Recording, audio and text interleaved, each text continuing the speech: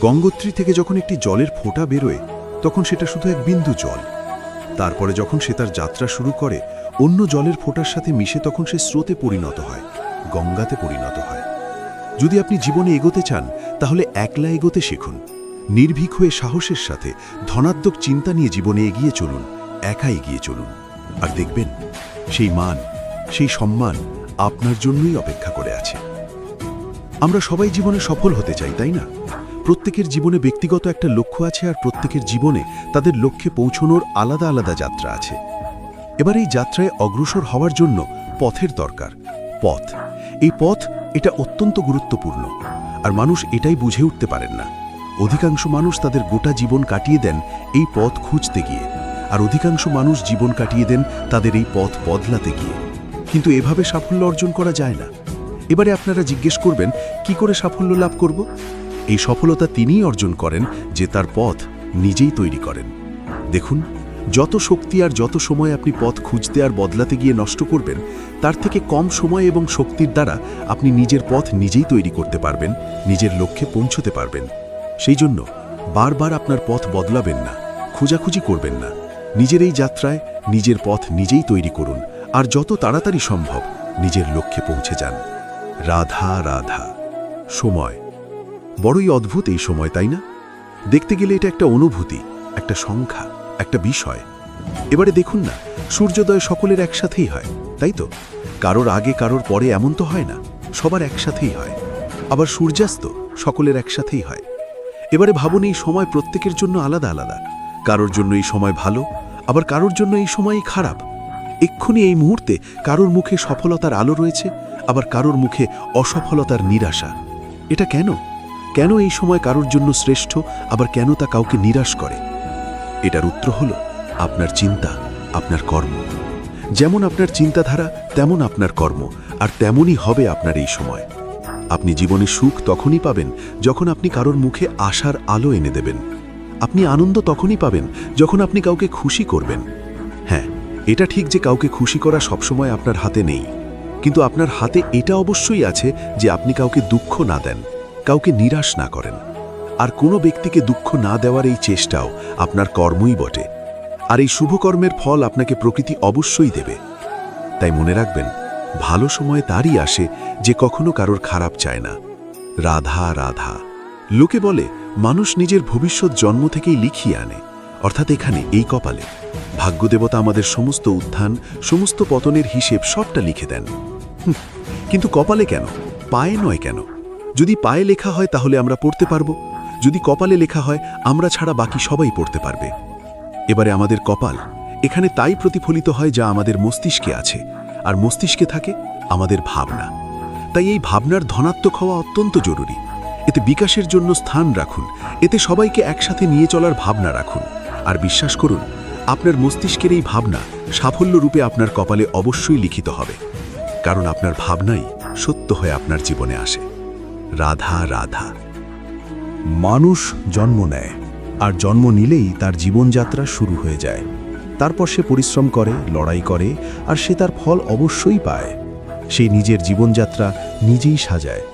তার জীবনে ভয় ততক্ষণ প্রবেশ করে না যতক্ষণ না সে জীবনে কিছু অর্জন করে।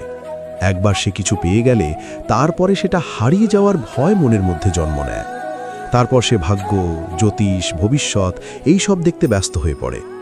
আমি আপনাকে একটা প্রশ্ন করছি, আপনি যখন এই সংসারে এসেছিলেন, কি নিয়ে এসেছিলেন যে আপনি হারাবেন? কিছুই না। আপনার বশে আপনার জীবনের সেই মুহূর্তই আছে যা আপনার হাতে আছে, অন্য কিছুই নয়। আপনার হাতে আছে আপনার কর্ম। যে জীবনে দুর্ভাগ্যে হতাশ হয় না, যে অসফলতার জন্য ভেঙে পড়ে না, সেই এই জীবনে বিজয়ী হয়। বলুন, যখন আপনার জীবনে কিছুই ছিল না, কি করেছিলেন? পরিশ্রম করেছিলেন, লড়াই করেছিলেন, আর সেই সব কিছু পেয়েছেন যা পেতে চেয়েছিলেন। তাহলে আজ সব পাওয়ার পর ভয় কিসের? সেই সব জিনিস কি আপনাকে পরিশ্রম করার থেকে আটকায়? না। সেই জন্যে নিজের হাতের রেখায় কখনো নিজের পথ খুঁজবেন না, কারণ এই সংসারে যাদের হাতই নেই তারাও নিশ্চিতভাবে তাদের নিজের পথ নিজেই বানিয়ে নেয়। তাহলে আপনার কি চিন্তা? রাধা রাধা। লোকে আমাকে সবসময় জিজ্ঞেস করে যে, কানাই, এখন তুমি বড় হয়ে গেছো, এই বাচ্চাদের সাথে থেকে তুমি সবসময় দুষ্টুমি করো কেন? তুমি বড় হয়ে গেছো, বড়দের মতো থাকো। বেশিরভাগ লোকই এটা বুঝতে পারে না, ভাবে উনি তো ভগবান, ভগবানের মতো গম্ভীর নয় কেন। এবারে আমি কি করে বোঝাবো সবাইকে যে আমার ভগবান হওয়ার পিছনে যে সবচেয়ে বড় রহস্য তা হলো এই বাচ্চারাই। আমার শক্তি কোথা থেকে আসে? সমস্ত সমস্যার সমাধান করার শক্তি এই বাচ্চাদের থেকেই তো আসে। জীবনে বাঁচার শক্তি, সংসারকে প্রেম শেখাবার শক্তি এই বাচ্চাদের থেকেই আসে। কারণ বাচ্চাদের থেকে বড় কোনো ভগবান হয় না। এবারে দেখুন না, পুরাণ আর বেদের কোনো জ্ঞান নেই ওদের, কিন্তু খুব ভালোভাবেই জানে যে একজন উদাস ব্যক্তির মন কি করে ভোলানো যায়, কি করে তাকে আনন্দ দেওয়া যায়। আর এক বিশাল ব্যাপার। কোনো ন্যায়, কোনো নীতির জ্ঞান নেই ওদের, কোনো ভেদাভেদ করতে জানে না, কিন্তু এটা অবশ্যই জানে যে একজন একা অজানা ব্যক্তিকে নিজের দলের সদস্য কি করে বানাতে হয়, কি করে তাকে আপন করতে হয়। আর এক বড় ব্যাপার। এই বাচ্চাদের থেকে অনেক কিছু শেখার আছে, তাই আপনারাও নিজেদের জীবনে গম্ভীর হওয়ার চেষ্টা কখনোই করবেন না। আর যদি করেন তাহলে এই সংসার খুবই নিরস লাগবে আপনার। আপনিও বাচ্চাদের মতো নিষ্পাপ থাকুন আর নিজেকে আনন্দে রাখুন। লাভ আর ক্ষতির ঊর্ধ্বে গিয়ে সম্পর্ককে দেখুন। জ্ঞান অর্জন করার পরিবর্তে ভালোবেসে সম্পর্ক পালন করুন। আপনি নিজেই বুঝে যাবেন যে এই সংসার কতটা সুন্দর। রাধা রাধা। সময়। এই সময় না কোনো ব্যক্তি, না জীব, না বস্তু, তাও এই সময় জীবিত থাকে। এই সময় না জল, না অগ্নি, আর না বায়ু, কিন্তু তাও আমাদের জীবনের আধার এই সময়। দেখতে গেলে মানুষ এই সময়ের হাতের খেলা না। কখনো আমাদের সময় ভালো হয়, আবার কখনো খারাপ। কেউ সময় আসার প্রতীক্ষা করে, আবার কেউ সময় যাওয়ার প্রতীক্ষা করে। কিন্তু এই সময় কারোর হাতে ধরা দেয় না। এই সময় যা কেউ দেখতে পায় না, এটা সবাইকে সবকিছু দেখিয়ে যায় যে আপন কে আর পর কে, আমাদের শুভাকাঙ্ক্ষী কে আর ক্ষতি কে চায়, আমাদের মিত্রকে আর আমাদের শত্রুকে। এই সময় আপনাকে দেখায় যে আপনি কতটা শক্তিশালী, সেই সময় আপনাকে দেখিয়ে যাবে আপনি কতটা দুর্বল। এই সময় সব কিছু দেখিয়ে যায়। তাই এই সময় যা এতটা শক্তিশালী তা আমরা নষ্ট কেন করি ভেবে দেখুন। এবারে উঠুন আর এই সময়ের সম্পূর্ণ ব্যবহার করুন, এই সময়ের সদ্ব্যবহার করুন।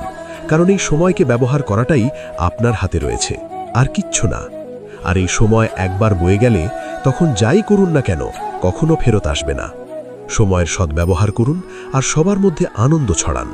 আর আসুন আমার সাথে ভালোবেসে বলুন, রাধা রাধা। এই পদ্মফুল দেখতে পাচ্ছেন, এর অভ্যাস হল জলস্তরের ওপরে ভাসা। সেই জন্য জলাশয়ের জলস্তর যখন বৃদ্ধি পায়, এই যে ফুলের কাণ্ড দেখছেন সেটাও বাড়তে থাকে, যাতে এই ফুল জলস্তরের ওপরে থাকে।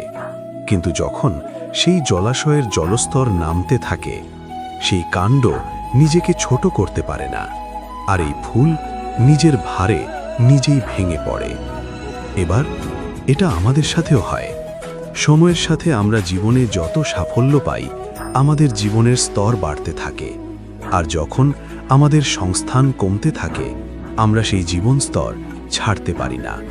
আর শেষ পর্যন্ত সেই জীবন স্তরের কারণেই ভারাক্রান্ত হয়ে শেষ হয়ে যাই। সেই জন্য যদি কিছু রাখতে হয় তাহলে তা হলো দৃষ্টিভঙ্গি। সাধারণভাবে জীবনযাপন করতে শিখুন। সময়ের চক্র আপনাকে মাত দিতে পারবে না। রাধা রাধা। কথায় আছে, সময়ের পূর্বে আর ভাগ্যের বেশি কেউ কিছুই পায় না। এবার এর মানে কি এটাই যে আপনি শুধুমাত্র সময়ের অপেক্ষা করবেন, সবকিছু নিজের ভাগ্যের ওপরে আর কপালের ওপরে ছেড়ে দেবেন, নিজে কিছুই করবেন না? যদি আপনি এরকম করেন তাহলে আপনি একটা বস্তু অবশ্যই পাবেন, নিরাশা, অসফলতা। এবারে আপনি বলবেন, যদি সবকিছুই ভাগ্য আর সময়ের ওপরে নির্ভরশীল হয় তাহলে আমরা কি বা করতে পারি? করতে পারেন চেষ্টা, পরিশ্রম। এই চেষ্টাই আপনার জীবনে সেই সময়কে আপনার কাছে টেনে নিয়ে আসি, সেই সময়ে যার অপেক্ষা আপনি করছেন। আর এই ভাগ্য তার সামনেই নত হয় যে সর্বদা পরিশ্রম করতে থাকে। রাধা রাধা। সংসারে সমস্ত জায়গায় এই ব্যবসা চলতে থাকে। কিছু পাওয়ার জন্য কিছু দিতে হয়, লাভের জন্য কিছু বিনিয়োগ করতে হয়। যদি কারোর অনুভূতি জানতে হয় তাহলে নিজের অনুভূতিকে ব্যয় করতেই হবে। এবার দেখুন না, কারোর আসল চেহারা যদি জানতে হয় তাকে স্বাধীনতা দিয়ে দেখুন।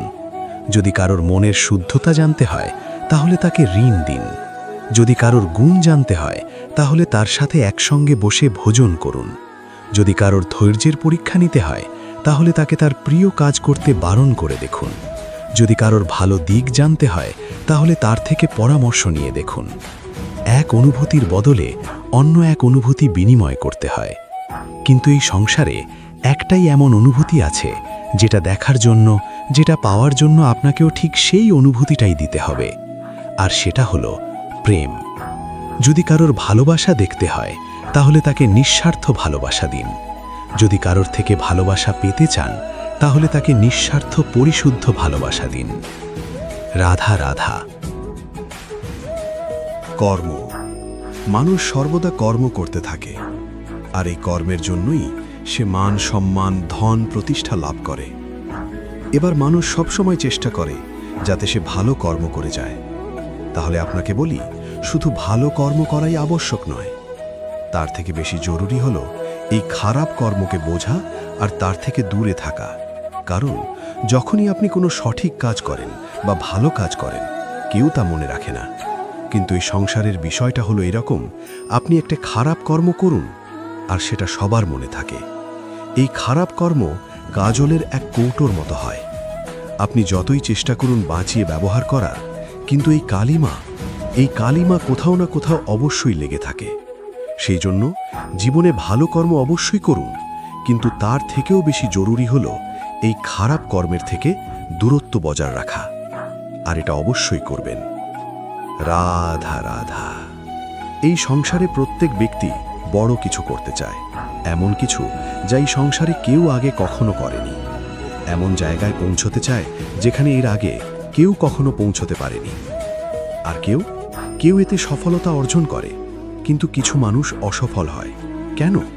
এটাই আমার প্রশ্ন। না তো তাদের ইচ্ছেতে কোনো কমতি থাকে, না কমতি থাকে তাদের চেষ্টায়। তাহলে কেন এরা পিছিয়ে পড়ে? এর উত্তর বড়ই সরল, এই সংসার। আপনাদের বলি কিভাবে। আপনারা সকলেই সংসারে মহান কাজ করতে চান, সেই মান, সেই সম্মান পেতে চান যা এর আগে কেউ কখনো পায়নি। কিন্তু আপনার সমস্যা এটাও যে এই কাজে সংসার আপনার সাথে থাকছে না। বড়ই অদ্ভুত ব্যাপার। দেখুন, ভুলে যান গোটা সংসারকে, জীবনে একা একা এগিয়ে চলুন। গঙ্গোত্রী থেকে যখন একটি জলের ফোঁটা বেরোয় তখন সেটা শুধু এক বিন্দু জল। তারপরে যখন সে তার যাত্রা শুরু করে অন্য জলের ফোঁটার সাথে মিশে, তখন সে স্রোতে পরিণত হয়, গঙ্গাতে পরিণত হয়। যদি আপনি জীবনে এগোতে চান তাহলে একলা এগোতে শিখুন। নির্ভীক হয়ে, সাহসের সাথে, ধনাত্মক চিন্তা নিয়ে জীবনে এগিয়ে চলুন, একা এগিয়ে চলুন। আর দেখবেন সেই মান, সেই সম্মান আপনার জন্যই অপেক্ষা করে আছে। রাধা রাধা। বাবা আর এক মিত্র ছিলেন, বড়ই দুঃখী ছিলেন, বিপদে পড়েছিলেন। কি করবেন? ব্যবসা ভালোভাবে চলছিল না, বাড়িতে শান্তি ছিল না, সমস্ত জায়গায় ক্ষতি হচ্ছিল। তাই উনি একজন জ্যোতিষীকে দেখালেন। জ্যোতিষী বললেন, আপনার যে বাড়িরই আছে সেটা আপনার জন্য অশুভ, আপনার এই বাড়ি পাল্টে ফেলুন। উনি বাড়ি পাল্টে ফেললেন, তবুও ওনার সমস্যার সমাধান হলো না। তারপর একজন জ্ঞানী ব্যক্তি ওনাকে বললেন যে আপনার জামা কাপড়ের যে রং সেটা বিপদকে আমন্ত্রণ জানাচ্ছে, এই জামা কাপড়গুলিকে পাল্টে ফেলুন। উনি সেগুলো পাল্টে ফেললেন, তাও সমস্যার সমাধান হলো না। আবার একজন জ্ঞানী ব্যক্তি বললেন যে আপনার আশেপাশে যে মানুষজন রয়েছে তারা এটা চায় না যে আপনি সফল হন, তারা আপনার ক্ষতি চায়, তাদের সাথে সমস্ত সম্পর্ক ভেঙে ফেলুন। তো উনি সম্পর্ক ভেঙে ফেললেন, কিন্তু তাতেও ওনার জীবনে কোনো পরিবর্তন এলো না। তার মানে তিনি বাড়ি পাল্টালেন, জামা কাপড় পাল্টালেন, সম্পর্ক পাল্টালেন, যেটা পাল্টালেন না তা হলো স্বভাব। এই যে স্বভাব, এটা অত্যন্ত গুরুত্বপূর্ণ। এই স্বভাবই আপনার ব্যক্তিত্ব তৈরি করে। তাই নিজের স্বভাব সূত্রে ফেলুন, তাতে ভালো পরিবর্তন আনুন, সবকিছু ভালোই হবে। রাধা রাধা। এই প্রদীপ দেখতে পাচ্ছেন আপনি? নিজেও জ্বলে, আর এই বাতিকেও জ্বালিয়ে রাখে, আর এই সংসারকে প্রদান করে প্রকাশ, অন্ধকারাচ্ছন্ন ব্যক্তিকে প্রদান করে আশার আলো।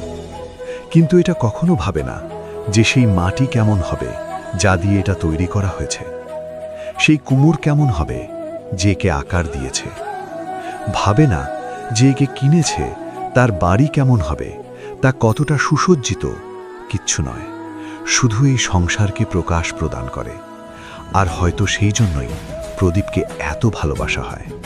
সে নিজের বা অন্যের বাড়ি দেখে কখনোই জ্বলে না, সে জ্বলে শুধু অন্ধকারের সাথে লড়াই করতে। তাই আপনিও নিজের ব্যবহার এই প্রদীপের মতো করে তুলুন। নিজের পরিচয় সরিয়ে নিঃস্বার্থভাবে কর্ম করে যান, আর নিজের জন্য এক নতুন, এক বিশাল, এক অদ্ভুত পরিচয় তৈরি করুন। রাধা রাধা। আপনি নিশ্চয়ই দেখে থাকবেন যে প্রদীপের নিচে অন্ধকার থাকে। যে প্রদীপ সংসারকে আলোকিত করে, সেই প্রদীপের নিচেই অন্ধকার। এবারে অনেক মানুষ আছে যারা এই বিষয়টাকে এইভাবে দেখে যে ব্যক্তি নিজের সমস্যার সমাধান করতে পারে না, আর গোটা সংসারকে উপদেশ দেয়। কিন্তু এইটা দেখার আরও একটা দৃষ্টিভঙ্গি আছে, আর সেটা হচ্ছে যে স্বয়ং জ্বলে সংসারকে আলোকিত শুধু সেই করতে পারে যার রাধার বড়ই শীতল হয়। এই সংসারের পথপ্রদর্শক সেই হতে পারে, এই সংসারকে দিশা সেই দেখাতে পারে যার মধ্যে সন্তোষ আর ধৈর্য শক্তি আছে। এবারে দেখুন, এটা অত্যন্ত গুরুত্বপূর্ণ বিষয় যে বিবেক তখনই কাজ করে যখন মন শান্ত থাকে, যখন মন শীতল থাকে। তাই যদি আপনি এই জীবনে কোনো বড় কর্ম করতে চান, তাহলে সর্বপ্রথম আপনার এই মনকে, এই বিবেককে, এই হৃদয়কে, এই আধারকে, এই ভূমিকে শীতল রাখতে শিখুন। ধৈর্য ধরুন। সংসারে এমন কিছু নেই যা আপনি করতে পারবেন না। রাধা রাধা। সংসারে প্রত্যেক ব্যক্তি কোনো না কোনো রূপে ঈশ্বরকে মানে। কেউ মূর্তি রূপে, তো কেউ তত্ত্বরূপে, কেউ ভাবনা রূপে, আবার কেউ স্বভাব রূপে। কেউ নিজের মধ্যে পরমাত্মা খোঁজে, আবার কেউ অন্যের মধ্যে। কারোর কাছে জ্ঞানই পরমাত্মা। সংসারে প্রত্যেক মানুষই কোনো না কোনো রূপে তার ঈশ্বরকে পেয়েই যান। কিন্তু একটা কথা বলবো, ঈশ্বর প্রথমেই নিজের একটা স্বরূপ পৃথিবীতে আপনার কাছে পাঠিয়ে দিয়েছেন। সেই স্বরূপ হলেন আপনার মাতা, আপনার মা। সেই মা যিনি আপনাকে জন্ম দিয়েছেন, আপনাকে বাঁচতে শিখিয়েছেন, আপনাকে সংস্কার দিয়েছেন। যদি আপনি কখনো কোনো অনুচিত পথে অগ্রসর হয়েছেন, তখন তিরস্কার করে আপনাকে সঠিক পথে এনেছেন। যদি আপনি এই সংসারে অসফল হয়েছেন, তখন তার আঁচলের উষ্ণতা দিয়ে আপনাকে আশ্বাস জুগিয়েছেন। সেই সমস্ত কাজ করেন এই মা, যা ঈশ্বরও করে। সেই জন্য মনে রাখবেন যে এই সংসারে আপনার সবচেয়ে প্রথম ঈশ্বর যদি কেউ থাকে, তাহলে তা আপনার মা। প্রত্যেক প্রতিমাতে ঈশ্বর নাই থাকতে পারে, কিন্তু প্রত্যেক মায়ের মধ্যে ঈশ্বর অবশ্যই থাকে। রাধা রাধা। অভিমান, আত্মসম্মান, অহংকার। দেখতে গেলে এই তিনটি শব্দ ভিন্ন ভিন্ন, কিন্তু এর মূল আধার একই, আত্মসম্মান। এবার যদি কথা বলি আপনার শরীরের, আপনার সংস্কৃতি, আপনার সম্পর্কে, তাহলে অভিমান থাকা স্বাভাবিক। এবার যদি কথা বলি আপনার ব্যক্তিত্ব নিয়ে, আপনার আদর্শ নিয়ে, আপনার বিচারধারা নিয়ে, তাহলে আত্মসম্মান হলো একটা গুণ। যদি এইভাবে বলা হয় যে আমি এই কার্য কারো সাহায্যে ছাড়া, সহযোগিতা ছাড়াও করতে পারি, তাহলে এটা আত্মসম্মান, আর এটা সঠিক। যদি এভাবে বলা হয় যে আমি এই কার্য কারো সাহায্যে ছাড়াই বা কারো সহযোগিতা ছাড়াই করে ফেলেছি, তাহলে এটা অভিমান, এটাও সঠিক। কিন্তু এই কার্য শুধুমাত্র আমিই করতে পারি আর কেউ নয়, এই অহংকার। তাহলে এই শব্দ এবং তার অর্থ বোঝার চেষ্টা করুন। জীবন ধারণের এক নতুন পথ খুঁজে পাবেন। রাধা রাধা। ক্রোধ। লোকে বলে যে এই ক্রোধ পাপেরই মন, কিন্তু সত্যি কি এই ক্রোধ পাপের মন? একটু ভেবে দেখুন, এই ক্রোধ বাস্তবে আসলে কি? এই ক্রোধ একটা অনুভূতি যা আপনার মধ্যে হঠাৎই অসীমিত তেজ সঞ্চালন করে। এবারে আমি আপনাকে কিছু উদাহরণ দিচ্ছি যাতে আপনি বুঝতে পারেন যে এই ক্রোধ আপনার জন্য ভালো কিনা। যদি কারোর সাথে অন্যায় হয় আর এইটা দেখে আপনার ক্রোধ হয়, আর এই ক্রোধ আপনাকে তার সাহায্য করতে প্রেরণা যোগায়, তাহলে এই ক্রোধ অবশ্যই ভালো। যদি কোথাও আপনি দেখেন যে কোনো নারীর ওপরে অত্যাচার হচ্ছে, আর সেটা দেখে আপনার ক্রোধ হয়, আর এই ক্রোধ আপনাকে তার সাহায্য করতে সাহস যোগায়, তাহলে এই ক্রোধ অবশ্যই ভালো। যদি এই সংসারে কোথাও আপনি কোনো অনৈতিক কাজ বা ছলনা দেখেন, আর আপনার তাতে ক্রোধ না হয়, কিছুই অনুভব করেন না, তাহলে এটা কাপুরুষতা। তার মানে এটাই যে আপনি আপনার মনুষ্যত্ব হারিয়ে ফেলেছেন। তাই এটা বোঝার চেষ্টা করুন, আপনার ক্রোধের তেজের ব্যবহারের উপরে নির্ভরশীল হলো এই ক্রোধ আপনার জন্য পাপের সমান নাকি এই ক্রোধ আপনার জন্য পুণ্যের স্থাপক। রাধা রাধা। মোহ। শাস্ত্রে লেখা আছে যে মোহ শুধু সেই ব্যক্তিকেই নয়, বরং সেই আর এক ব্যক্তিকেও বিনাশ করে দেয় যার ওপরে সেই মোহ আছে। এবারে লোকে কি করেন, এই শাস্ত্রে লেখা কথাগুলি শুধু শাব্দিক অর্থে নেন। এই মোহ, দেখুন, এটা শুভও হতে পারে, শুধু এর রূপ ভিন্ন ভিন্ন হয়। এটা ভালো করে বুঝতে হবে। এবারে মোহ যদি কোনো বস্তুর উপরে থাকে তাহলে তা লালসা হয়ে যায়। মোহ কোনো বিশেষ ব্যক্তির উপরে হয়ে গেলে তা প্রেম নয়, আকর্ষণ হয়ে যায়। মোহ কোনো চাহিদার উপরে হয়ে গেলে তা বাসনা হয়ে যায়। মোহ বিজয়ের উপরে হয়ে গেলে তা কুণ্ঠা হয়ে যায়। মোহ নিজের সংস্কৃতির উপরে হলে আপনাকে সংস্কৃতির রক্ষক বানায়। যদি এই মোহ নিজের গুণের উপরে হয় তাহলে সেই শিল্প দ্বারা আপনি এই সংসারে অদ্ভুত সব কাজ করতে পারবেন। এবারে এটা আপনার উপরে নির্ভরশীল যে এই মোহকে আপনি সৃজনের আধার বানাতে চাইবেন নাকি বিনাশের অস্ত্র বানাতে চাইবেন। ভেবে দেখুন, সিদ্ধান্ত আপনার। রাধা রাধা। এই লক্ষ্য আসলে কি? এই লক্ষ্য তাই যা আমরা পেতে চাই। এই সংসারে সুখী কে হয়? সুখী সেই যে তার লক্ষ্য পেয়ে গেছে। দুঃখী কে হয়? দুঃখী সেই যে তার লক্ষ্য এখনো পায়নি। এবারে প্রশ্ন এখন এটাই যে লক্ষ্য সবাই পেতে চায়, লক্ষ্য পাওয়ার জন্য সবাই প্রাণপণ চেষ্টাও করে, তাহলে সবাই তাদের লক্ষ্যে পৌঁছতে পারে না কেন?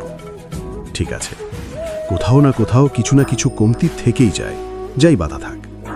আজকে আমি আপনাকে একটা উপায় বলবো এই লক্ষ্য পাওয়ার জন্য। একটা কাগজ নিন, তাতে একটা চিহ্ন বানান, সেটাই হবে আপনার লক্ষ্য। এবারে সেই লক্ষ্যে পৌঁছানোর একটা পথ বানান। এবারে এই যাত্রাকে ভিন্ন ভিন্ন ভাগে বিভাজন করে দিন। এবারে এটা হলো আপনার পরিকল্পনা।